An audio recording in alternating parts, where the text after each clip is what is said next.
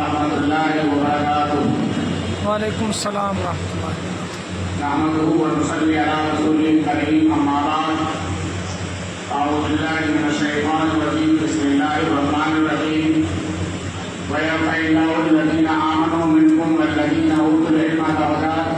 सदक़ल्लाहुल अज़ीम। व क़ाला नबी सल्लल्लाहु अलैहि वसल्लम उज़्कुरू महासिन मौलाकुम औ कमा क़ाला अलैहि सलातु व सलाम। हज़रात उलमा इकराम, अइम्मा इकराम और दूर दराज से आए हुए बड़े खुसूसी मेहमान हज़रात,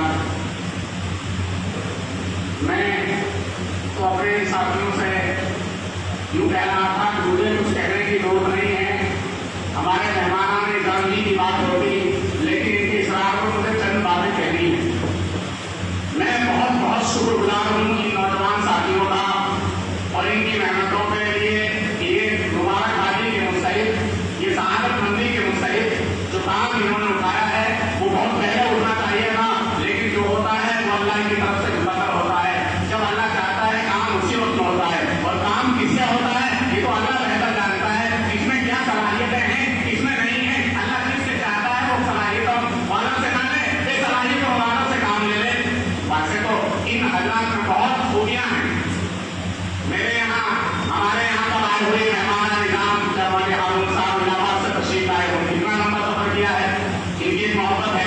चाहे हमारे बुजुर्ग उलमा मौलाना नूर हुसैन राशिद कांदोली हों, या सदर जमीयत उलमा मौलाना हारून साहब हों, या दीगर दहलीज से हमारे उलमा मेहमान, मैं इनके नाम लेने के उसने तो हमारे मेहमान हैं। मैं इसलिए कह रहा हूँ दूसरों को कि तो बाहर दूर से आए हैं, और कामना वालों का ताल्लुक मेवात वालों से कहना ताल्लुक है कि चुस्त बना हुआ है एक दूसरे के किस्म का।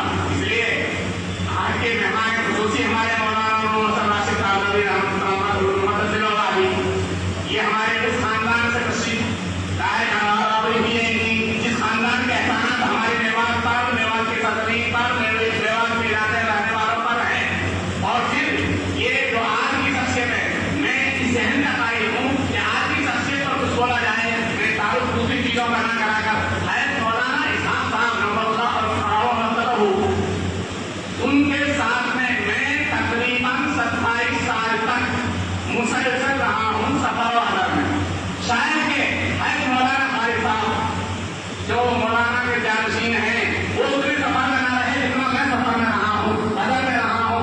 मैंने मौलाना का इल्म, मौलाना का तकवा, मौलाना की तहारत, मौलाना की बेबाकी, मौलाना की हक गोई इस अंदाज की देखी कि शायद मेरे अपने इल्म के एतबार से कहता हूँ कि शायद मुझे बेबाक में कोई दूसरा आदमी दिखाई दे। ऐसा नहीं, मेरा तजर्बा था, इल्मी एतबार से भी तजर्बा था, सियासी एतबार से भी तजर्बा था, माशी एतबार से भी तजर्बा था, समाजी एतबार से, माशरे के एतबार से। जिस मसले पर मौलाना से गुफ्तगू हुई, एक निराली गुफ्तगू हुई। मेरा इब्तदाई दौर यहाँ का था 1995 के खत्म पर मैं आया हूँ दिसंबर में यहाँ, यानी 1996 से मौलाना के बाद में जुड़ गया। और जुड़ने की वजह एक बात थी, मौलाना तकरीबन नमाजें इस तकरीर पढ़ते, खुसूसन असर के बाद, जुमे के बाद और जुमे के दिन फजर के बाद उनकी मेरे से गुफ्तगू होती इब्तदाई दौर में।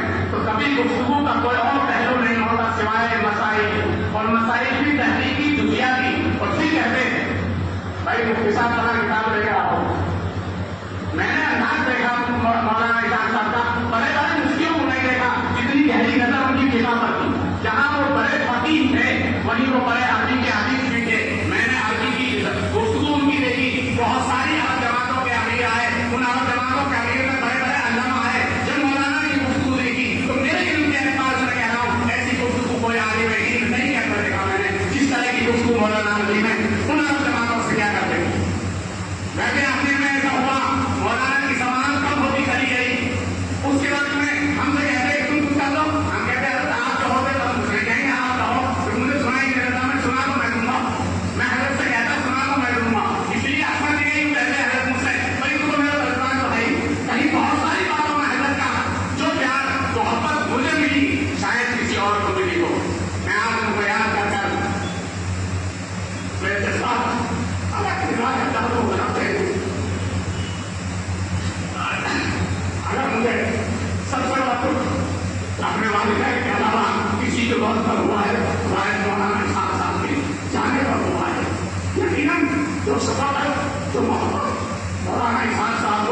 मुझसे की और जो मेरी रहनुमाई करी है, जो मुझे बहुत सारी हिदायतें दी है, जिन हिदायतों के मुताबिक चलकर आज जो कुछ कह रहे हो, मुझे अपने इन साथियों पर फख्र है।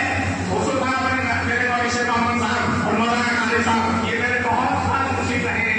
जब कभी मैं कोई ऐसी बात करता हूँ कि जो इन्हें लगती है कि जाहिर ये सही नहीं है, ये मदरसा कह देते हैं कि जाहिर उनके बात मेरी शान के लिए मुनासिब नहीं है, मैं इनकी बात मानता हूँ, लेकिन मैं उन्हीं बातों में ज्यादा अमल करता हूँ जो है मौलाना मुझे राय दे देते।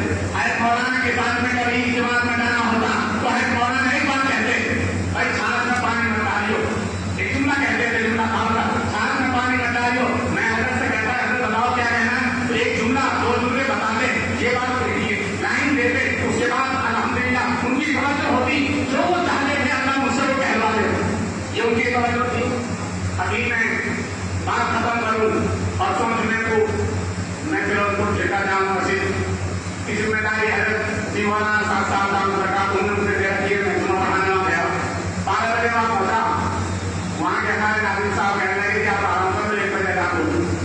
मैं सो गया, अजान होने वाली है, मुझे ख्वाब दिख रहा है मदीना मुनव्वरा में हूँ और मदीना मुनव्वरा में ये हमारे 5 मिनट रहेगी मस्जिद नबवी में नमाज पढ़ने के लिए मिला। मैं खड़ा हुआ हूँ तो इधर मैं इस कमरे से निकला हूँ, सामने वाले कमरे से हजरत सामने दिखाई देते हैं उनसे कि हजरत भी जो है लिफ्ट में आ रहे हैं, मस्जिद नबवी को नमाज पढ़ने के लिए जा रहे हैं। बस अभी मैं उनसे कुछ हुक्म करने वाला था, इतने में वहाँ नारिन साहब ने मुझे कराया तेरी अजान हो गई, तुम्हें दी 1 बज गया था, तो अभी दोबारा साहब दिखाई दे रहा है।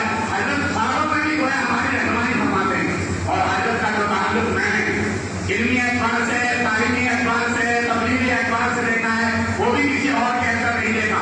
आप मरकज नियामुद्दीन के सुकून रहे हैं, मरकज नियामुद्दीन की बात के सुकून रहे हैं, तशबस नहीं हो रहे थे किसी के कहने पर। इसीलिए जब 2014 की बात आई, बहुत सारी मजलिसें हुई, तो मौलाना की रहनुमाई में जो कुछ हमने कहा वो मौलाना की तर्जुमा नहीं करते थे, हम अपनी कोई बात नहीं कहते थे। मौलाना की जो जुरात थी, जो सजात थी, जो तकवा तहारत था, उनकी तर्जुमानी के लिए अल्लाह ने हमें उनके साथ में लगा दिया। ये हमारी हालत नबी थी कि अल्लाह ने हमें उनके साथ जोड़ दिया।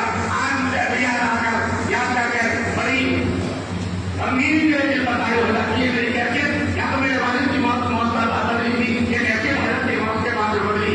अल्लाह बड़ी के रहमत फरमाए, अल्लाह ऐसा नौजवान पैदा फरमाए जो उनमें सी बात जिनके अंदर हो, जो मौलाना की कयादत में जो काम होते थे, उनकी रहनुमाई में जो काम होते थे, हमें भी उनकी रहनुमाई वाले कामों को करने की तौफीक नसीब फरमाए। और मैं फिर मुबारकबाद देता हूँ इन रहनुमाई मेवात के नौजवान साथियों को, इनके तमाम मुआमिनीन को और इनके मुशीरीन को, और जो मुदीन है, मुझसे मुशावरत है, जो ये काम कर रहे हैं, अल्लाह इनके काम में तरक्की नसीब फरमाए। ये सआदतमंदी के हकदार हैं। हमारी मेवात में अहले इल्म भी है और हमारे मेवात में मुहद्दिस भी है, मुहद्दिस भी है और फकीह भी है, मुफ्ती भी है, लेकिन एक चीज की कमी रही थी, उसकी तरफ तवज्जो नहीं थी, अहले कलम होने की। अल्लाह ने अपने नौजवानों को खड़ा कर दिया। ये कमी जो सदियों से चली आ रही थी, उम्मीद है कि चंद सालों में आप देखेंगे बहुत सारे मुसन्निफ पैदा होंगे मेवात से, मेवात के नौजवान आलिमों से, चाहे वो मदाहिन हो, चाहे वो काज़मी हो, चाहे वो नकवी हो, चाहे वो मोइनी हो, चाहे वो अमीनी हो, चाहे वो काशी हो, कहीं का भी आलिम है और वो जो मेहनत करेगा हमारे लिए सब मुबारकबादी के मुस्तहिक है, सब सआदतमंदी के हकदार हैं, सब हम सब के लिए ताउन के लिए तैयार हैं।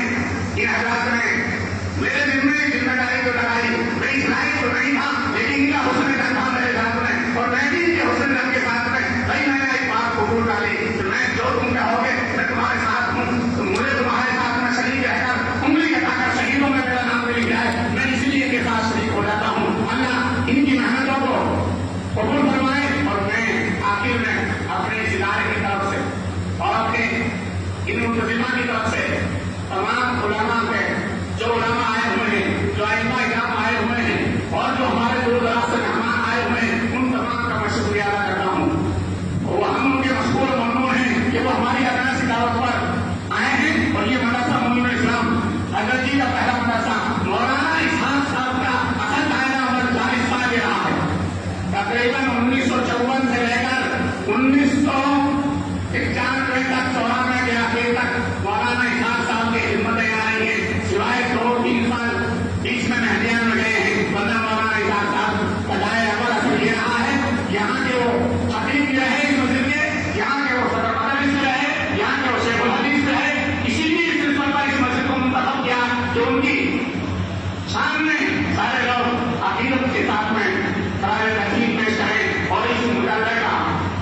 इस किताब का हिस्सा हो। और मैं आखिरी में एक बात कहूंगा, ये हमारे बड़े आदमी हम बैठे हुए हैं, इन आजाद के लिए हमारे इन मुंतजिमा साथियों ने, इंतजामिया वाले साथियों ने, रहनुमा के बाद के कारकुनान ने किताबें पेश की इजरा के लिए।